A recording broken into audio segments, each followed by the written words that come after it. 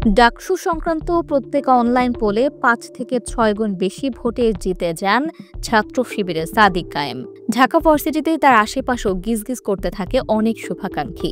যেখানে গণঅভ্যুত্থান পরবর্তী সময়ে বেশিরভাগ সম্মুখ যোদ্ধা বিতর্কে জড়িয়েছেন, ২ হাত ভরে টাকা কামিয়েছেন, সেখানে সাদিক কায়েম পরিচিতি পেয়েছেন সবচেয়ে ক্লিন ইমেজের নেতা হিসেবে, যার ফলে সার্বিকভাবে ডাকসুতে সাদিক কায়েমকেই এগিয়ে রাখছেন বেশিরভাগ মানুষ।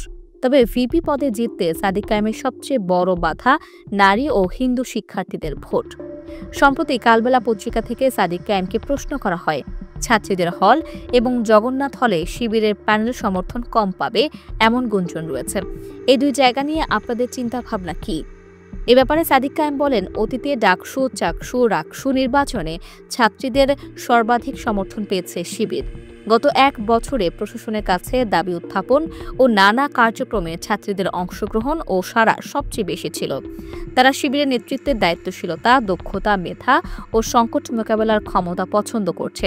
তাই সাদিক কায়েম বিশ্বাস করেন, এবারও ছাত্রীদের ভোটে তাদের প্যানেল বিজয়ী হবে। তাদের জোটে নারী শিক্ষার্থীদের প্রতিক্রিয়া ও পরামর্শ বিশেষভাবে উৎসাহ যোগাচ্ছে। যখন প্রচারণা চালাতে যাচ্ছেন, তখন ছাত্রীরা ভালো পরামর্শ দিচ্ছে, তাদের কাজকে প্রশংসা করছে এবং কোলাবোরেশনে কাজ করার আগ্রহ দেখাচ্ছে। সব মিলিয়ে শিক্ষার্থীদের প্রতিক্রিয়া দেখে সাদিক কায়েম খুবই আশাবাদী। একই সঙ্গে সংখ্যালঘু শিক্ষার্থীদের প্রত্যাশা ও দাবির সঙ্গেও তারা নিয়মিত যোগাযোগ রাখছেন। তাদের অধিকার ও বঞ্চনার বিষয়গুলো ম্যানিফেস্টোতে অন্তর্ভুক্ত করা হয়েছে এবং প্যানেলে তাদের প্রতিনিধিত্ব নিশ্চিত করা হয়েছে। সাদিক কায়েম নারী বান্ধব ও অন্তর্ভুক্তিমূলক ক্যাম্পাস গড়ার প্রতিশ্রুতি দিচ্ছেন। নির্বাচিত হলে নারী শিক্ষার্থীদের কল্যাণে আপনাদের প্রতিশ্রুতি কি কি?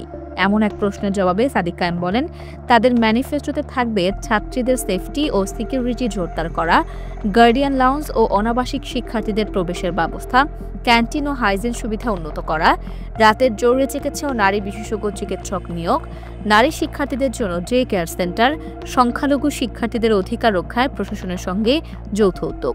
সাদিক কায়েম বলেন, আমি প্রতিজ্ঞা করছি, নারীদের জন্য একটি নিরাপদ বিশ্ববিদ্যালয় গড়ার এই পথযাত্রায় আমরা থামব না। নারী শিক্ষার্থী সহ অধিকাংশ শিক্ষার্থী আমাদের প্রতি আস্থা রাখছে। গত ১ বছরে আমাদের কার্যক্রমে শিক্ষার্থীরা সরাসরি সম্পৃক্ত হয়েছে এবং ইতিবাচক প্রতিক্রিয়া দিয়েছে।